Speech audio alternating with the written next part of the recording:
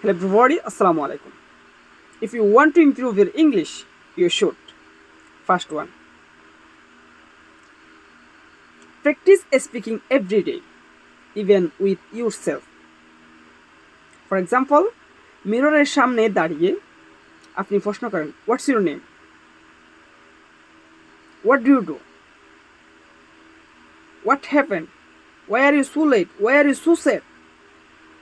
Where are you from?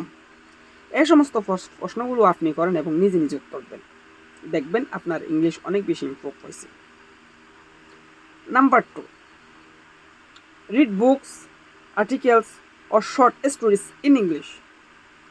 Number 3, listen to English songs, movies and conversations. Number 4, write regularly.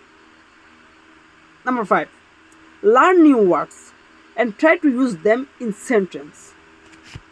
Number 6, talk with others in English as much as possible. If you do these activities regularly, you will be able to speak in English fluently and smoothly. So, keep practicing, keep learning English. Have a good day. Assalamu alaikum.